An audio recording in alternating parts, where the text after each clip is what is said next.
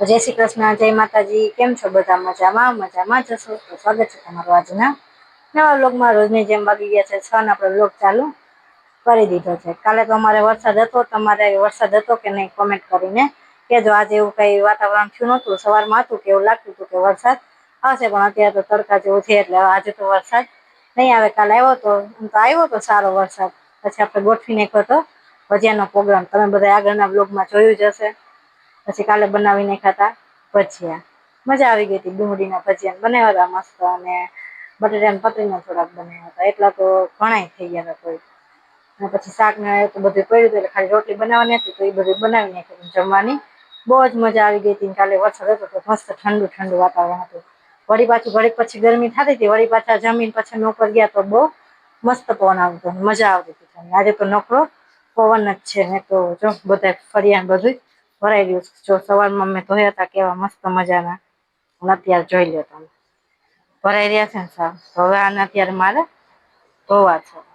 હું પણ ટાંકો આપણે ભરવા રાખ્યો હતો તો ટાંકો પણ ભરાઈ ગયો છે. તો ટાંકો મેં કીધું ભરાઈ ગયો છે તો ફરિયાદ બધું ધોઈ નાખું. પછી રસોઈનું વિચારીએ. આજે તો રસોઈમાં બનાવું છે ખીચડી અને કઢી. સફેદ કઢી નથી બનાવી, સફેદ કઢી તો જે આપણે હમણાં જ બનાવી હતી, એટલા માટે મેં કીધું આજે પીળી કઢી બનાવું અને સફેદ ખીચડી બનાવું. ઊંધું કરી નાખી. ઓલી વખતે સફેદ ખીચડી બનાવી હતી ને, ઓલી વખતે સફેદ કઢી બનાવી હતી અને પીળી ખીચડી બનાવી હતી. મેં કીધું આ વખતે પીળી કઢી અને સફેદ ખીચડી બનાવશું. મેં કીધું પેલા પાણી આવ્યું તો ફરિયાદ બધું ધોઈ નાખું, પછી અહીંયા ખીચડી કઢી બનાવતા કઈ વાર લાગશે નહીં, કારણ કે પછી કઢી ખીચડી હોય એટલે રોટલી થોડીક જ બનાવવાની હોય. હું મમ્મી રોટલી ખાવી હોય તો ખાઈ જાય, એકાદી બે ખાય. તો રોટલી કઈ એટલી બધી બનાવી નથી, 3-4 રોટલી બનાવી છે. તો સારું, ચાલો હવે આપણે ફરિયાદ ધોવાનું કામકાજ ચાલુ કરી દઈએ. પેલા કરી દો મોટર ચાલુ, નળી કાઢી લઉં, કારણ કે ફરિયાદ ધોવા જ પડે, નકર બધું ઉડી ઉડીને અંદર આવે. તો સારું, ચાલો પેલા નળી કાઢી લઈએ, પછી ધોવાનું ચાલુ કરી દઈએ. રેલી આપણે ફરિયાદ ધોવાનું ચાલુ કરી દીધું. કેટલે કચરો નીકળે. પેલા ગુલાબને પાણી પીવડાવી દઈએ.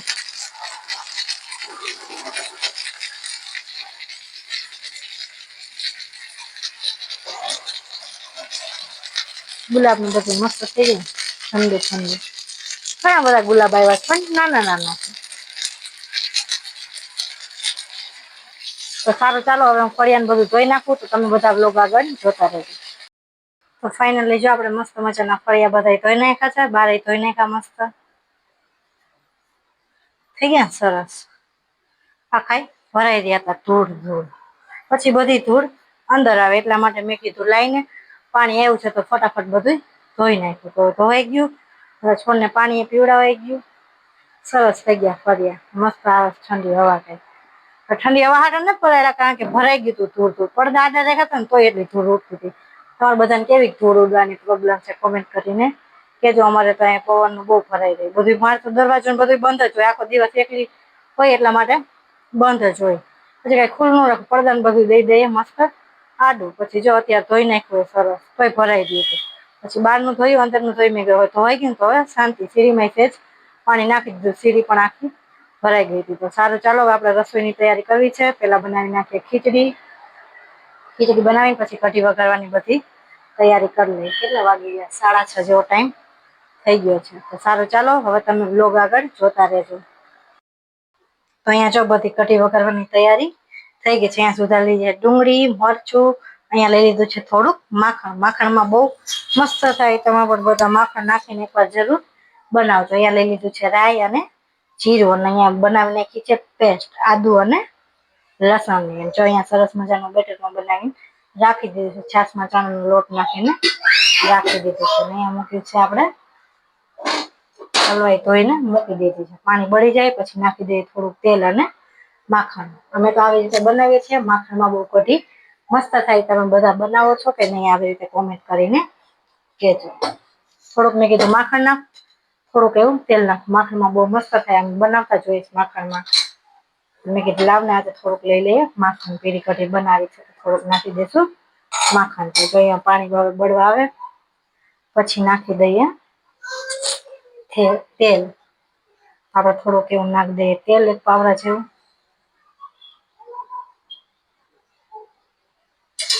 હવે નાખી દઈએ માખણ.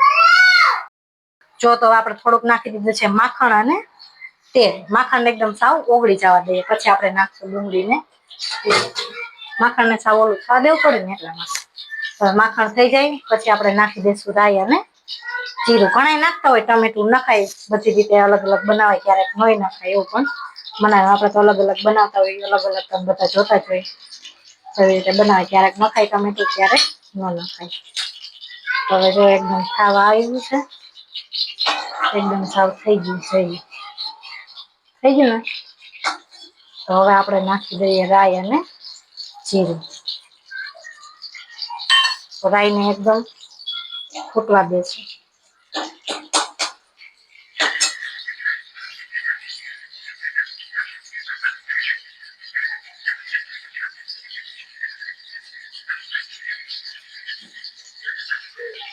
મસ્ત થાય. રાઈ ફૂટી જાય પછી આપણે નાખી દઈશું ડુંગળી અને મરચું.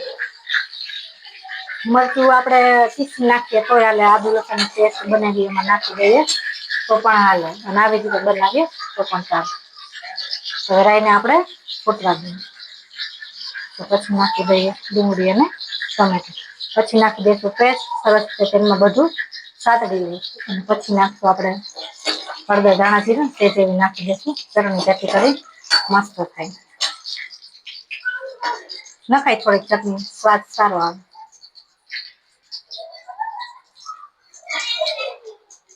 હવે આપણે રાઈ ફૂટે છે, તડ તડ થાય પછી નખાય ને તો સારું. ચાલો આપણે રાઈને ફૂટવા દઈએ. આમાં સીતુબેન આવી ગયા, જો મારે રમે. માને કહીએ નખરંગી રંગી દો. કા રંગી દીધી માએ? ક્યાં રંગી દીધી બતાવો. સીધું મને શું કેવાય? હે આમાં હામું જોઈને બોલ. શું કેવાય? ના કોણ બેઠું? હે કોણ બેઠું? માં બેઠા. શું કેવાય? તાર ભાઈ ક્યાં? કામે ગયા. જમા સીધુબેન આવી ગયા. ભાઈ ગયા કામે. ભાઈ કામે નથી ગયા, ભાઈ ગયા હવે નાવા. જા ભાઈ રાઈ તડતડ થઈ ગઈ. તો હવે નાખી દઈએ ડુંગળી અને મરચું.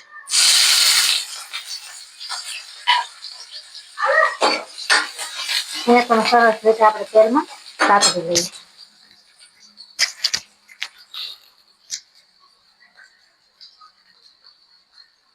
સરસ રીતે એકદમ તેલમાં સાતળી લેવા. હવે ડુંગળીને આપણે સરસ રીતે સાતળી લઈએ. પછી આપણે નાખી દઈએ છે પેસ્ટ બનાવી હતી તે. પેસ્ટમાં નાખી દઈએ થોડુંક પાણી. ડુંગળી સરસ રીતે બધું સાતળી લઈએ.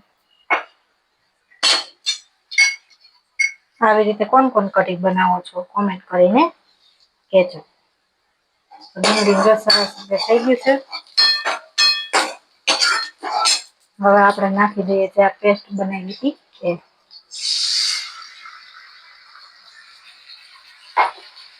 સરસ રીતે હલાવી.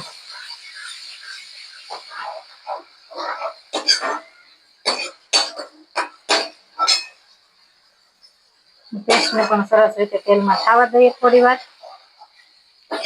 પછી નાખી દઈએ આમાંથી બધા મસાલા.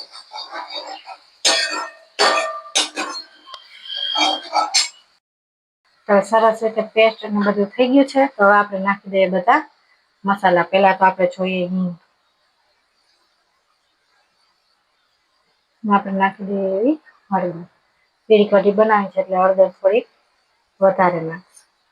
હવે નાખી દઈએ થોડું ધાણા જીરું. હવે નાખી દઈશું સેજરી ચટણી.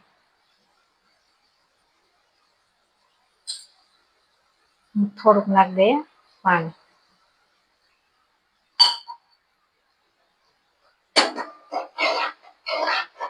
વઘારને આપણે સરસ રીતે પાકવા દઈએ.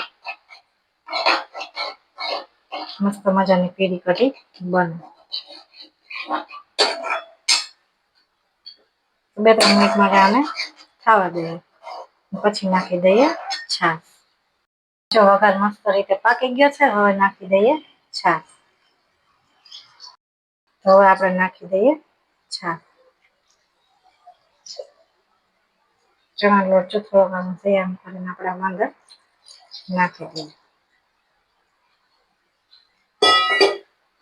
હવે સરસ રીતે હલાવી નાખ. પછી તો ન ખબર પડે કઢી કેવી બની. એકદમ કઢીને આપણે ઉકળવા દઈશું. ચણાનો લોટ નાખ્યો હોય એટલે કઢીને એકદમ ઘટ થવા દેવી પડે. હવે આપણે કઢીને ઢાંકી દઈએ થોડી વાર અને અહીંયા જ ઊભા રહીએ. કઢીને એકદમ ઉકળવા દઈએ. હું તો જો આવી રીતે કઢી બનાવું છું. તમે બધા કેવી રીતે બનાવો છો કોમેન્ટ કરીને કહેજો. તો અહીંયા લોટ પણ બાંધીને મેં રાખી દીધો છે.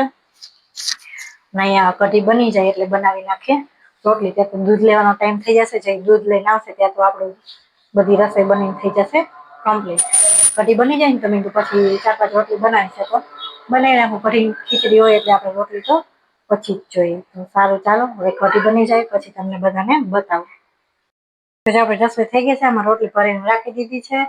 કઢીને પણ આપણે 5-7 મિનિટ માટે સરસ રીતે ઉકળવા દીધી છે. ઉકળી ગઈ એટલે મસ્ત થઈ ગઈ. પછી ઉપરથી મેં નાખી દીધી છે ધાણા ભાજી. જોઈ લો કેવી કઢી બની. બધા કોમેન્ટ કરીને કહેજો તમે બધા કેવી રીતે બનાવો છો એ પણ કહેજો. મેં તો જો આવી રીતે બનાવી. આમાં ખીચડી એ બની ગઈ. રસોઈ બધી થઈ ગઈ છે. હવે ચાલો બેસી જઈએ જમવા. કેરીને એવું સુધારું થોડુંક તો સુધારી નાખું પછી બેસી જઈએ જમવા. સારું ચાલો તમે પણ બધા ચાલો જમવા. વ્લોગ આગળ જોતા રહેજો.